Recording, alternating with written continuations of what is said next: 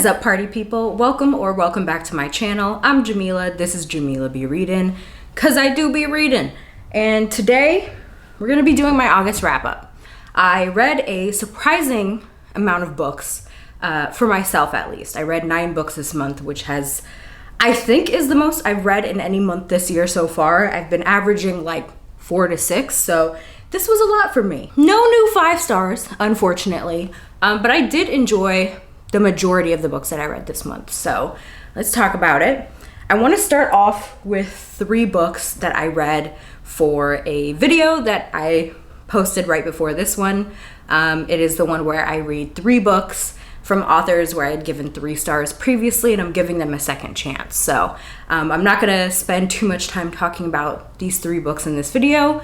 I'll go ahead and link the other one where I talk about them more up top so you can go back and watch that video. The first book that I read for that video was People Person by Candice Carty Williams. I had read Queenie prior, and if you've been following me for a while, particularly on Instagram, you will know that it's probably one of my most disappointing reads ever. I had such high expectations, and I think part of the reason why I was so disappointed is because I had such high expectations, but I ended up giving that one like a 3 star. So I wanted to try Candice Carty Williams' sophomore novel. I almost said album. Her sophomore novel, People Person, which in some ways feels like a departure from Queenie, but in other ways feels a little bit similar, mainly in the main protagonist of People Person. We're following multiple POVs. It's about these 5 half-siblings who kind of have to come together and deal with a situation. And our main protagonist is Dimple, one of these children, and stuff happens at the beginning of this book with her that causes the whole book to happen, basically. And they have a very, let's say, tumultuous relationship with their father and with each other, and we're just kind of following them as they deal with this particular situation and kind of come together and deal with, you know, their relationships to one another and their own lives and all of that stuff. I did like it more than Queenie, but not by much. I ended up giving People Person 3.75 stars. It really had me in the first half and then kind of dwindled towards the middle and then kind of a little bit got me towards the end. It felt a little all over the place. Dimple feels kind of similar to Queenie in some ways, so there was that.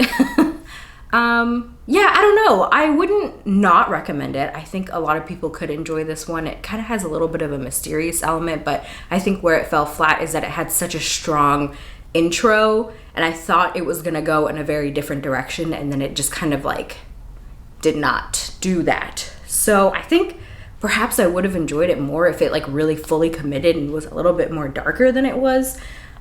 But it was good, and I think I will continue to pick up more from this author whenever she writes something else. So she has a very interesting writing style and chooses to write very interesting characters, and while it doesn't always work for me, I do find it intriguing. So the second book I read for that video is The Love Hypothesis by Ali Hazelwood. Everyone is talking about this book right now. It seems like a lot of people who didn't love The Love Hypothesis or Hazelwood's other works really seem to enjoy this one. So I was going in with like tentative high hopes.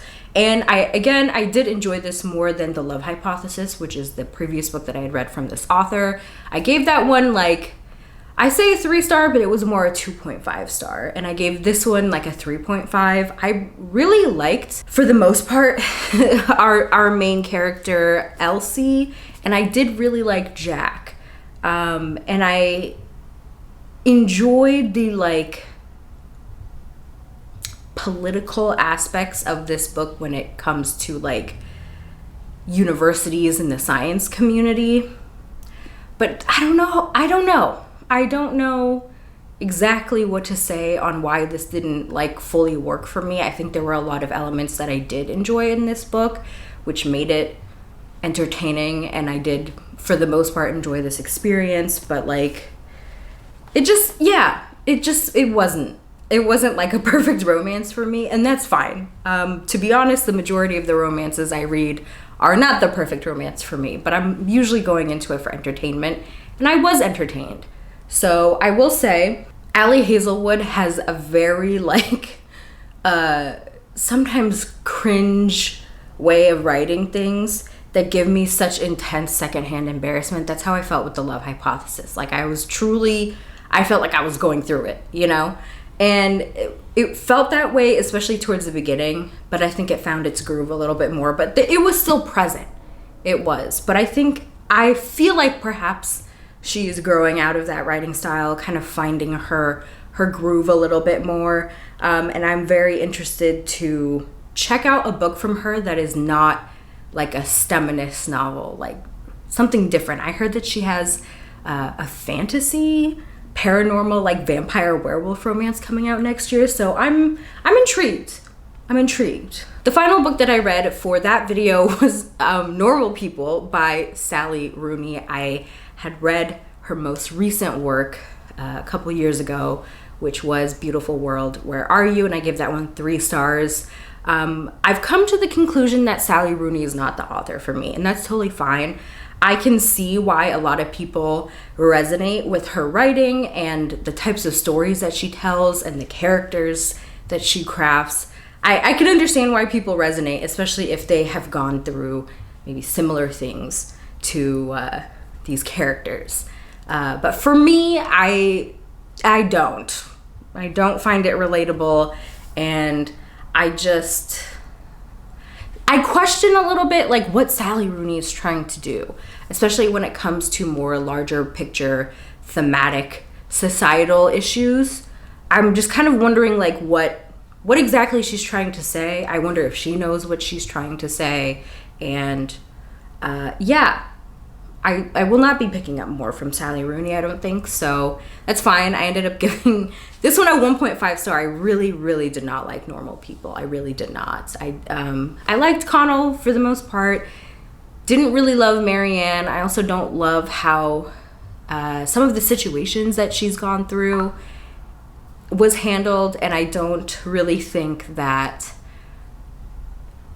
it was ever addressed that, like, I think that she has like an eating disorder, and that just was like never addressed, and it was just kind of there, and it was weird. Didn't love that. So anyways, that's that. At the beginning of the month, going backwards, I read Just for the Cameras. I'll have it up here. This is by Viano Oniomo. And I think that she's slowly becoming a new favorite author for me. I read Sweet Vengeance by her earlier this year, and that one was like a 4.5 star, like almost a 5 star. And this one was a 4 star. I really enjoyed it. I just really like the way that she writes her romances. It's very spicy, and I think she writes it very well. And I also really love the characters that she's crafting and their relationships to one another. I think she does a really fantastic job making like very believable characters with like such good chemistry and tension, especially in this book. It's following Joy and Kieran and somebody else. I can't remember what his name is.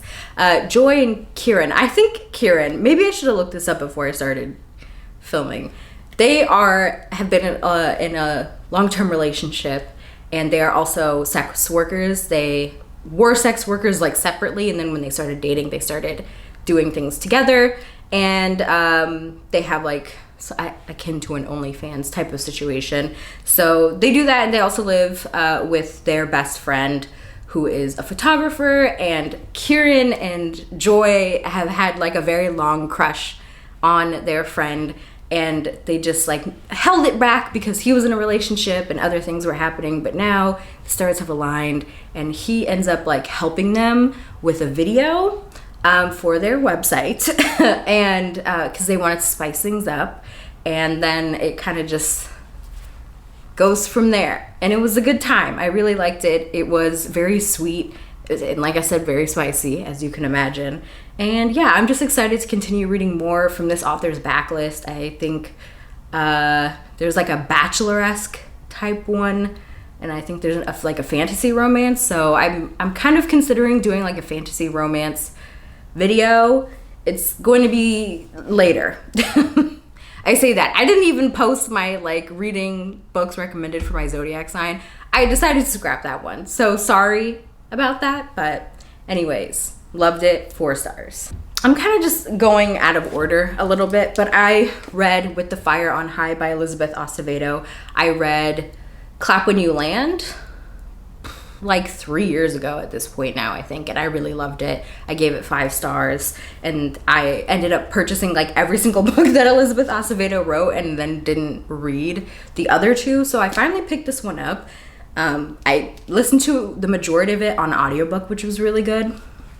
But this is about Imani, who is a teen mom, and she's in her final year of high school. She's just trying to figure out what she wants to do with her life and what her path is going to be after graduation. She's also a chef. She loves to cook. She's like really, really good at it, and she ends up taking an elective course at her high school for cooking, and then kind of just gets involved in all of that, and then she's going on this trip to Spain to train under a chef and all that stuff, and it was really good. I really love Elizabeth Acevedo's writing. It's just so beautiful and lyrical.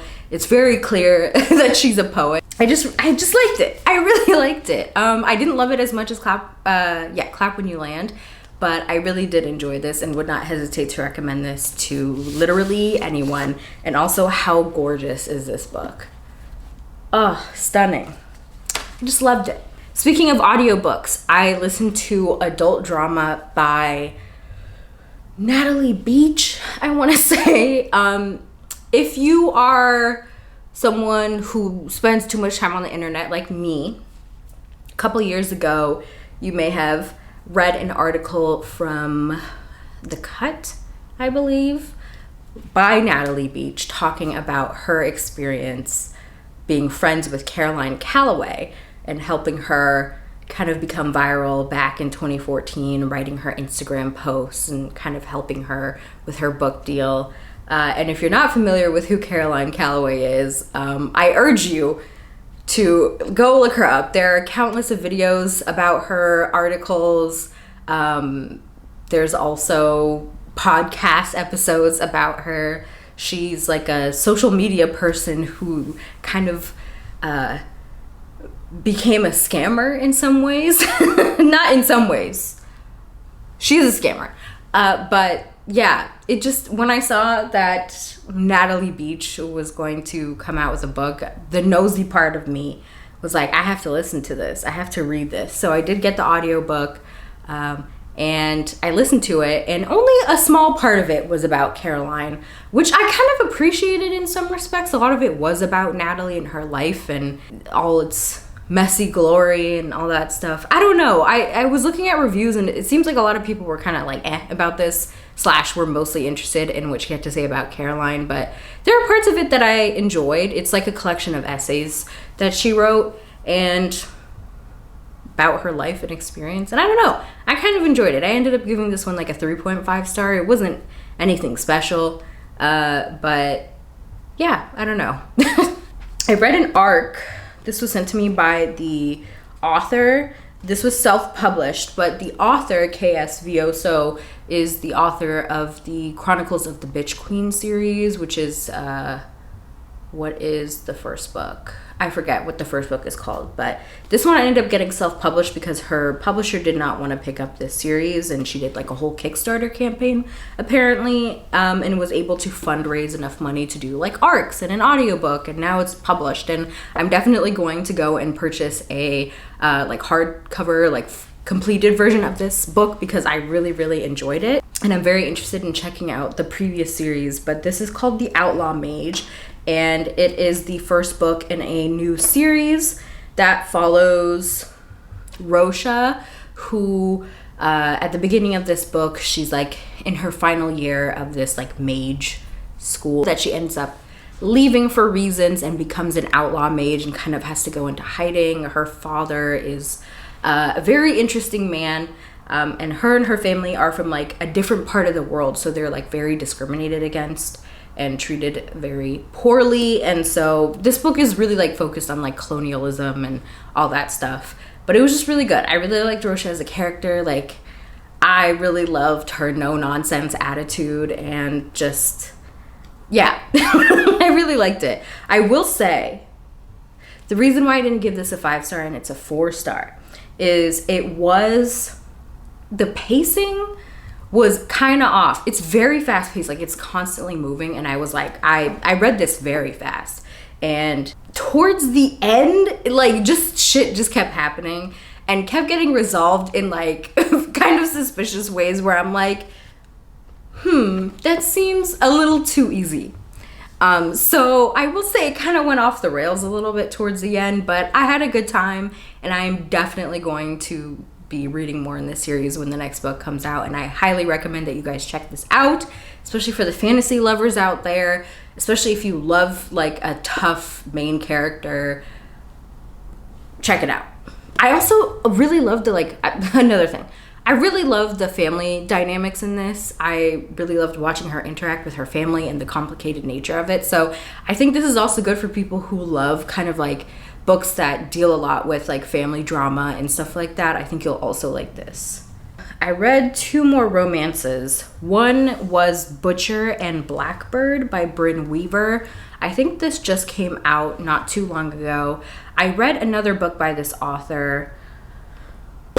What is it called? I don't recall. But it was like something to do with like serial killers, and I enjoyed it enough, and I was like, oh, this seems like an interesting premise. It's pitched as a dark romantic comedy, and I'm not the biggest dark romance reader. I don't know that I necessarily love that subgenre, but I was intrigued, and so this is also about serial killers. 2 serial killers who meet under circumstances and then kind of have a game on who can kill who first. Or not each other. But this is not Mr. and Mrs. Smith. Not who can kill each other, but like they have a target and like who can kill that target first. And they do this on a yearly basis. So we watch them like become friends over the next few years, but they obviously like are secretly in love with each other as it is. And you know, yeah. They gave it 3 stars. It was fine. I wish we got a little bit more of like their friendship aspect. And then again, things kind of like wrapped up. I remember at 80%, okay, it felt like it wrapped up. And I was like, that's nice. But there was still 100 pages left of this book. And I was like, what is possibly going to happen? Like nothing else really needs to happen. But of course there had to be some sort of third act fucking breakup, and it just was not necessary. It just too much. It was too much. So in my mind the book ended at 80%, but it did not, and so 3 stars. Final book that I read was Only for the Weak by Natasha Bishop. This is my first time reading from this author, and it definitely won't be my last. I really enjoyed this one. I ended up giving it 4 stars. It's about Janelle. She is going to her sister's wedding. She's the maid of honor. Her sister is marrying Janelle's ex. But she's over it. Like they broke up because they like were not meant to be, you know, type of thing. But everyone is like kind of treating her with like kid gloves, like, oh my God, like, I can't believe it's happening to you. And she's like, I'm good. And then we have Rome, who is the groom's, one of his friends, and they kind of are into each other, and they're like, we're just gonna fuck for the next week. But they have to keep it a secret, I guess. And they're only gonna do it for a week, but then obviously like that doesn't happen. The premise is a little silly, I will say. The premise is a little silly, but they have great chemistry, and one of my favorite things about their relationship is like the way that they'll laugh with each other. I just thought it was so cute. Like I feel like sometimes with romance books, like we just don't get enough of like them like being together without like the sex involved. And I just love that they like were making each other laugh and having like being goofballs. Like it was really cute. And also he's a game developer, and okay, spoilers, I guess, I don't know. In the epilogue he proposes to her, and the way that he proposes to her, he makes a dating sim, like that, but that's basically them, and they go through different moments of their relationship in the game, and then it ends with like proposal, but it's like not working. For some reason, she can't click next. And she turns around and he's there proposing to her. And I was like, this is actually so cute. Most of these like fucking proposal scenes in these books in the epilogue, it just like never really do it for me. But this one, I was like, ah! It was very cute. It was very cute. Highly recommend. I absolutely adore this cover also. So yeah, those are the books that I read in August. As always, please let me know what you read this month and what were your favorites. And I'll catch y'all in the next video.